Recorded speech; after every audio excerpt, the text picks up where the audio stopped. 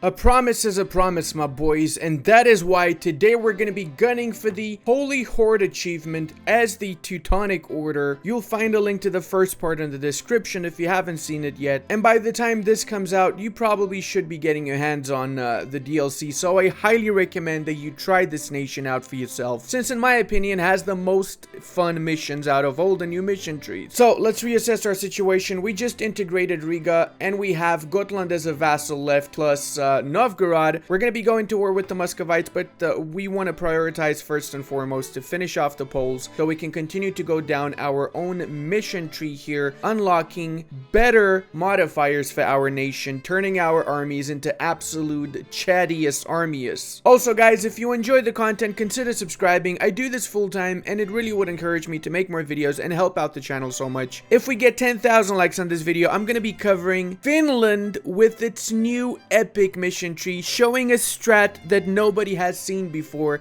unique to Finland. I'm also in the process of converting all of these lands to Prussian for strategic Prussian reasons. Okay, let's be fair here, okay? Real talk, boys. If we leave these as different separate cultures, they're small, and I cannot accept all of these Estonian, Latvian, Lithuanian, and so on cultures, all of them, right? So I have to convert them. I have no choice. My hand has been pushed into doing this. I did not want to initially, but you know, just whatever, okay? Look the other way for once. Also, guys, do you notice that we have a new culture in the Germanic group? We have the Balkan culture, which is a Germanic culture. Another day, another government reform, and today we have to choose between goods produced plus 10%, which is a massive amount, and army tradition. Now, army tradition is great, but because we already have plus 1.25 army tradition from our missions and other stuff, eventually, I don't have that yet, but I will eventually get it. Because of that, I'm not getting that right now. I'm just going for the extra goods produced, which will help boost my economy for the wars to come. Later on, we can switch that reform. It doesn't cost too much to just switch around. I'm sorry, what? Lithuania just declared a war of independence against Poland, and they're allied to the Swedes. Oh my god, this is making my life a lot easier. I literally was about to declare the war on Poland. Now I'm obviously gonna do it, and I'm gonna take advantage of Lithuania being separate and taking double the amount of land twice as fast, essentially. Such a nice guy, Poland. See, I'm even killing off your pretender rebels. You should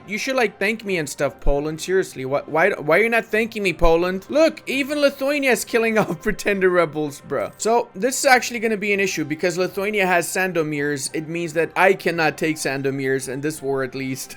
So I'm going to be getting a massively border gorish peace deal from Poland, I guess. Let's position our troops for the next war afterwards. We're going to be fighting the Lithuanians, and I guess we're going to have to fight the Swedes also. No, 38 and 40 if we attack them right now. Okay, let's hope that doesn't change for a couple of months, because I want to position my troops before I attack the Lithuanians, though. Let's position these boys in the province of Vizna. And we got the peace deal that we can do with the Warsavians. You know what? Let's go with the war against the Lithuanians first. Palenque. Let's see where Palenque is. There you go. Palenque is over there. Buyashnoki-doski. And whilst we're fighting the Lithuanians, we can also send a small detachment to fight the nation in Nuremberg. Well, to siege down the nation in Nuremberg. Let's make sure we got 10,000 units in that. Otherwise, we're not going to have enough to siege their fort down. I want you guys to see how much more aggressive the AI has become with the recent patch, because look at this. The moment that I split my army in two separate armies here, the Lithuanian army, which was moving towards another province in Posen, I believe, or something like that, it switched directions and it started going towards my units in the hopes that it can actually stack wipe one of these or defeat one of these. So I'm going to use that to my advantage and bait the enemy army, waiting for them to attack, and then I got my bigger stack behind ready to counter attack. I highly recommend you guys use this strat quite a little bit in your games, since the AI is going to be a lot more tough. Also, unconditional surrender. Hails to the my boys. All right, we're going to take this from the Poles. We got a small coalition of Poland and other countries we don't care about, so that is a-okay. Let's concentratio complicatio, and most importantly, we can do Conquest of Poland mission that offers army tradition, manpower, and a lot of other goodies. Now, to unlock the next missions, we gotta basically finish off the rest of the Lithuanians and convert these areas to Catholic. So that's gonna take a very long time and quite a few wars, let's say. Boy, all of these Germans going into the east, capturing province by province, reminds me of something. Do you know what it reminds me of, Swiper? Answer in the chat if you remember what. Seriously, don't. I don't want to see comments about this, okay? Let me be clear. No comments about the naughty. Also, hands down, the Teutons have the absolute best sprites in the entirety of this game. Look at this Chad Lord armor over here. Oh my god, I'm just... Oh, cut that out, please. Make sure that's not in the video. Good guy Teutons killing off rebels of other nations again. We didn't finish sieging Smolenskas, but we can do the peace deal. And this is what the new Lithuania is gonna look like, okay? This is the improved version of this country. Come on, boys. Keep up with the times. This is what they always wanted to look like. They didn't like the old shape. It was not cool like this one. Just ask any Lithuanian today and they will tell you this is exactly what they portrayed Lithuania in the Middle Ages. Well, technically, this is not. This is Renaissance times. Oh, you don't agree to my terms, you bastardsky? Why? What happened? Why you don't agree to my terms? You want me to take this? Fine, I'll take this. Seriously? You actually went up to 64? Bro, I hate this game. Even in the new patch, it's against me. The game is against me, I'm telling you. Come on. Bro, I'll be really pissed if this doesn't fold. Wow. Wow, Smolenskas. That's just insulting right there. Finally, we got the Smolenskios and we can do the peace dealias. Wait, what? Oh, they haven't finished the war with Poland. Right, they're still in the independence war. No! They took the province I wanted. I hate you, Poland. I hate you. With the steam, I hate you. Let's see if we can manage to get to the Horde lands some other way. No, we have to get this stupid province. Oh, no, wait. Actually, these guys are unsieging it, right? There you go. Good guy Sweden made it so that we can actually take Kursk. Nice, boys. It's a time for the brand new Teutonic Order. The Border Gore Teutonic Order. It's temporary, okay? We're gonna fix this after the truce is over, I promise. Oh my god, that overextension. So it looks like it's time for us to chill for a while, boys. That's what's gonna happen here. Wait, what? Coalition against me? I'm peaceful. Why are you guys going in a coalition against me? I haven't done anything to you. If anything, I've expanded the greater Germanic reach to the east. I've created some living space. That's what we're gonna call it. Oh no, et tu Brandenburg, et tu joineth the Koalitionen. That is not good at all. You probably guessed it also, I am gonna be releasing Galicia Volhynia from this province and put as a missile so I can feed it back all of its cores over in Lithuania and Poland. Actually, it's all in Lithuania. Oh my god, Poland is a one province minor? What? The Lithuanians took all the provinces they could take, man. Oh my lord, look at that. Look at the amount of cores that belong mostly to me. I've been a bad boy. I've been a really bad boy. Ah, yeah, wussies, you're leaving the coalition, aren't you? Well, that's my cue for starting my war against the Muscovites in that case. I'm also getting a claim against the Great Horde since I obviously want to take all of these lands also. If they die off to somebody else, I can use their cores. Otherwise, let's see what happens. Basically, just going to be molding myself based on my RNG when it comes to this particular area. And it's also time to be converting all of these lands to the true faith of Catholicism.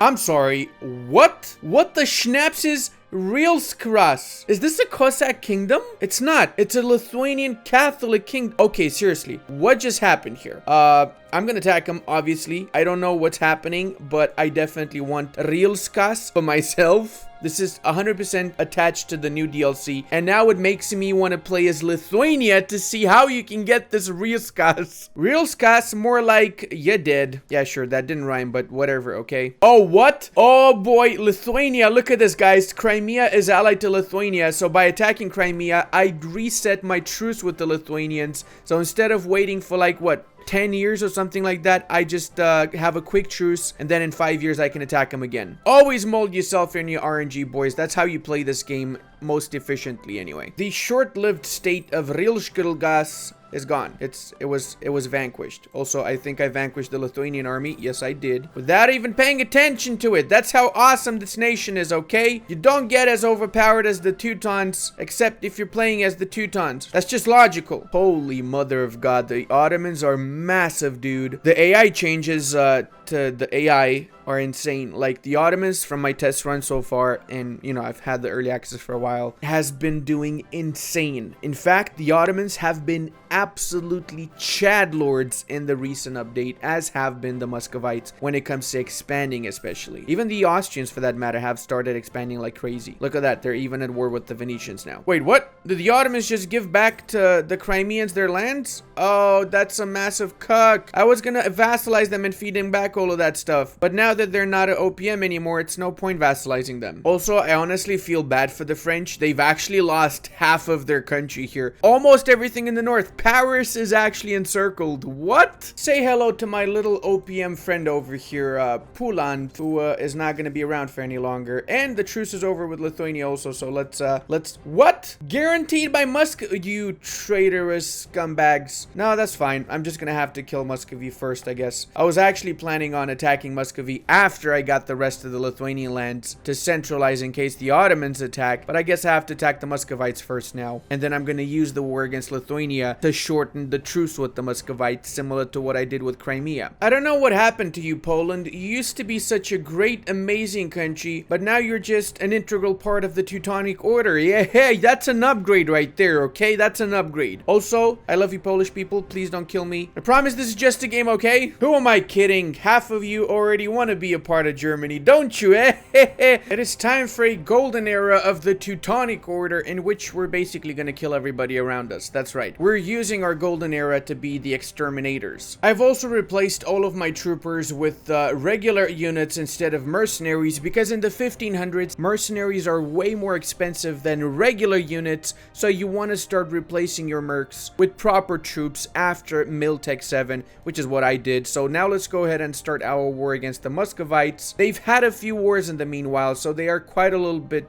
weakened, let's say. Take core back for our Novgorodian broskis, and let's go ski. That's a lot of skis, isn't it? I feel like that's too many skis. Here is also a pretty nine-head move. We're going to be taking on the debt of the Swedes, which in turn means that we're going to be able to call them in the war. The reason that we were not able to call them in before was because they had loans, so they were refusing to join, which means the Muscovites likely will focus on Sweden as the AI is hard-coded to attack the weakest member of an enemy alliance set. Okay, seriously, I'm a little bit surprised. The Swedes are kicking Muscovite ass. I kinda am getting the feeling why the DLC revolves around Sweden. Their units are not to be messed with. Legit not to be messed with, man. Still though, it's very few Swedes against them. Whoa. Hold up. Are they actually winning that battle? No freaking way. The Swedes won against an army double their size, dude. What? I was ready to be all like, but still, there's too few of them. They're gonna lose. Nope. Nope, Sweden's not gonna have any of that. Honestly, doesn't just Moscow look better under occupation of the Teutonic Order? Probably not. Oh, hold on a second. The Ryazanians did not join in the war against me, did they? So I can declare a separate war and kill them off too. Have you heard of the Great Battle of Novgorod, where Teutonic Knights completely wiped out the Russian army? No, you haven't? That's because your education system sucks, alright? That's why you haven't heard of it. Now go back to your room and study. You disgust me. How about the Battle of Viborg, where the Muscovite army again was crushed? Did you hear about that one? No? Oh my god, what do they teach these kids nowadays? I'm actually curious if Ryazanian is like a different accent of Russian, or like what's up with Ryazanian, because I haven't heard anyone talk about Ryazanian. Is this just like a thing invented in EU4? Can Russian people confirm? Another thing you're going to notice about the recent patch is the fact that you're always going to have extra cash lying around and no manpower. Look at me, I'm 20,000 units deficit when it comes to manpower, but I'm literally swimming in ducats right here. I don't even know what to do with this many ducats because I'm not going to recruit mercenary units. I want to get 30 professionalism to enact another one of my missions. I think I do have all the stuff that I want. So first war is over. I'm giving back all the cores to Novgorod. This is not Novgorodian cores. I don't know what happened. I guess they got canceled, the cores here or something. And I'm also taking as much money as I can take, actually. 120, 117. Can I get more? No, apparently not. All right, well, that's enough with me. 26 aggressive expansion, so not really much aggressive expansion. And we can start integrating Novgorod now. That is the best part because I've actually been holding off the integration of Novgorod for quite a while. And it's time to reset the truce with the Muscovites by going for our cores reconquest against the Lithuanians, calling on all of my allies that I can call as well to make this as fast as possible, the war. Muscovy really likes to fall down to the Teutons, doesn't it? Let's see if we can get some monies. We only get 400 out of this? What? I've literally done all of the freaking sieging myself, bro. What do you mean only 400? This is why kind of regret calling in my allies. And it's time for the big pesos dealus. No, not that much money. Okay, how about 1 ducat? Can I get 54 ducats? Wow, I am so rich right now. It's unbelievable. Definitely looking a lot chattier, aren't we though, boys? Oh, wow, the Ottomans attacked Austria. Well, we're gonna honor that call to arms, and we're gonna try and liberate these lands from the Ottomans in this war if we can. We're not the war leader, Austria is, so there's always the chance of, if we get too much war score, that they're gonna peace out and leave us in the wind, essentially. I really enjoy it when I'm in a really tough war and I got rebellions everywhere. But you know, on the bright side, some of these rebellions are spilling over into the Lithuanian lands, and you probably know what that means. It was not an easy war, but I managed to get enough war score to peace them out with what I want, and I'm gonna do that right now before they change their mind or before the Austrians actually peace them out. We did lose the Holy War against the Ottomans, but we gave these back to the Lithuanians, so when we start our next war against the Lithuanians, and last war by the way, we're fully annexing them, and we can now focus on Crimea and the Muscovites because the truce is over. Oh my lord, no alliances? Really, Crimea? It's gonna make for a very lightning war, let's call it. Okay, that's too many references already. I need to cut these out. The best part is that I can get my last mission enacted since I've recruited some extra generals to get the professionalism. Reform the army gives us 0.75 army tradition until the end of the game and leads to a very juicy mission. The Muscovites only have 24,000 units. That's gonna be really easy. We're of course gonna be going with the reconquest of our vassal Great Hordes cores, since we have quite a massive chunk of cores in the south here that we want to take from them. So skipping a little bit because, well, honestly, it was literally just rinse and repeat. Attack the Muscovites, attack the Theodorians, and nothing really happened. Well, now something did happen, okay? First off, we managed to actually cuck the Muscovites.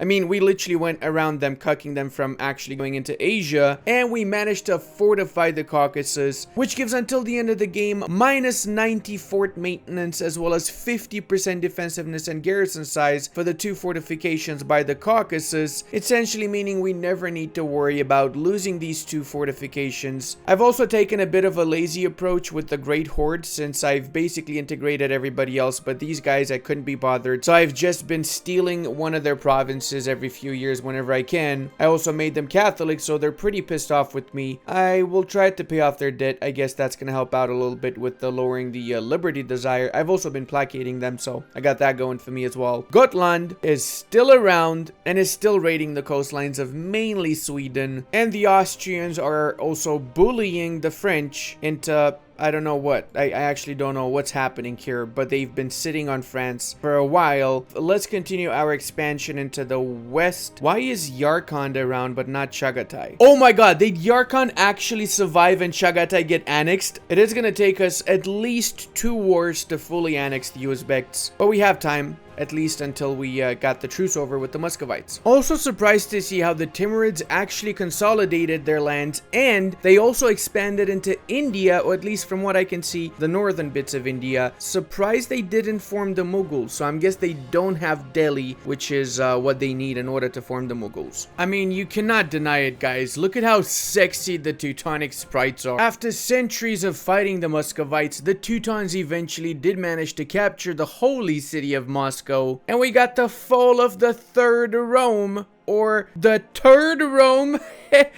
Okay, that's the last one, I promise. This gives us the fate of Moscow itself into our hands. We can accept Muscovite in it. Whoa, hold up. We can make them an accepted culture. Okay, that is pretty good. And we lose 100 devastation in Moscow. We can repulse the Orthodox churches. The religion in Moscow changes to Catholic. Turn a blind eye on the knights in Moscow. What? Gain 80 devastation in Moscow, but we gain 400 ducats, 15 mil power, and there's a lot of... Why would you ever go for the third option? That makes no sense. Obviously go for the first one so you can accept the Muscovites as one of your accepted cultures. And with our little push in Asia, we managed to get the push into the steppes mission done that offers manpower and permanent claims on pretty much all of Central Asia and the Horde lands apparently, as well as manpower. Holy mother of god, what? That's a lot of freaking manpower, dude. Alright, now for the creme de la creme, boys. Let me take a screenshot for my thumbnail here. Let's click the big boy mission. Crusaders of the Steppes. Marienburg gets manpower and true faith provinces plus 25%. Oh, that is for the entire country, isn't it? Oh god, that is amazing. And we unlocked the Holy Horde government reform, which makes us an empire, allows horde ideas, and allows us to raise provinces. This is, of course, gonna take you a while to get. For me, it took me until 1575. If I really rushed it, probably could have taken it by 1530 if I didn't really try to stabilize the country, maybe 1540. But look at this, boys. We are officially a holy horde. So with our own modifier, we actually have plus 30 movement speed overall for our units, but we still have Western units tech. So even though we can get 50% cavalry, I highly recommend you stick to infantry and just rock on over that 30% movement increase, because the cavalry is not amazing. I only recruited the cavalry so I can actually enact the mission. I was expecting the unit techs to actually change to another unit tech. A little bit disappointed with that, but it is what it is. Oh, Niner Schnitzel! Aber unser Berlinenstein has been conquered. Wait, did we? Oh, we did it. We're the ones who captured Berlin. Yeah, okay, whatever, bruh. It's fine. It's fine if we do. I've been recording this freaking run for hours. Send help. How do people do these world conquests? Also very interesting to see what's happening in Asia. Shun seems to be in charge of Beijing, which is good because Ming is still alive in the south, I believe. So that means I can quickly grab the 3 cities I need to form the Mongol Empire from these 2 countries. Plus, I think I need some more provinces in the Mongolian area from Shun anyway. Beautiful Brandenburg, occupied by 9 different countries at the same time. Yes, that's right, boys. It is the War of the Protestant League. That's what's happening in Europe right now. And the first Teutonic snake is about to be committed. Dorado boyos. And of course, it wouldn't be a Ludi video without a 71% siege minimum, right? Hey, Hordy boy, how does it feel to have your lands raised for once, huh? See? This is why you should never raise stuff, because you never know when the Christian's gonna be raising your land. This actually reminds me of the Marco Polo series from Netflix. I kind of wish we had Christian hordes in history. Like, you know, actually, not just fiction. Shun here actually thought that they took advantage of Oirats, but by them taking the Oirat lands, they did me a favor because now I can just take all of their stuff faster. My suspicions were correct about Ming actually surviving in the south, and there's also a lot of other breakaway states here like Qi and all the other E at the end. E, Shmi, D, B, D, there you go, I named like 12 of them. I also went for exploration ideas as my 4th idea set, simply so I can get the stupid Baltic Crusader achievement. Basically, I'm trying to kill 2 birds with 1 stone, get that one, and get the Holy Hoarder at the same time. Let's go, boys, let's kill off the last of the Muscovites. Jesus Christ, it's still gonna be 2 wars before I can fully annex Muscovy, though. And honestly, this run is half a rebel simulator, half kill the weak bastards around you, essentially. Ah, yes, the way that China looks here, this is just perfection. I tried to be the good guy, but the natives wouldn't let me be the good guy, so I have to kill them off. It has to be done. No natives are allowed in my areas. I'm sorry, it's a no native restricted area for now. Amen. Amen. I feel like I'm doing the Muscovites a favor by putting them out of their misery. I mean, look at this. They got 5 separate areas that belong to them. How do they even end up in this situation is beyond me. Well, we reached the point where we have everything we need except this particular area here that belongs to Timurids and company, and I just have to wait for the truce to finish before I can attack them again. We finally converted all of the Russian lands to Catholicism, so because of that, we got the Baltic Crusader achievement, which previously I almost got on stream. I just needed the 3 provinces that were not colonized and I got bored with. So if you're interested in watching me live, what a great way of plugging in my Twitch, right? But yeah, seriously, check out my Twitch channel. I stream there. It is the year 1631 of our Lord, and finally we managed to get all the provinces that we need in order to form the Mongol Empire. Kind of weird that, you know, the Teutons are forming the Mongols, but okay, whatever. Let's click the button and Darya go, boys. Ignore the complete border war in China, please. We're not really focused on that. But we are focused on the greatness that is the Mongol Empire. And there you go, boys. We got 2 achievements in the same run, Holy Horde and the Baltic Crusader. Considering that only 0.1% of people actually got this so far, because, you know, the DLC just came out. Think I might actually showcase this on my Steam page just to brag a little bit. And until the next time, check out this amazing Austria run. And I want to give a massive thank you to all of my patrons, channel members, and Twitch subscribers. I would not be able to do this without all your support.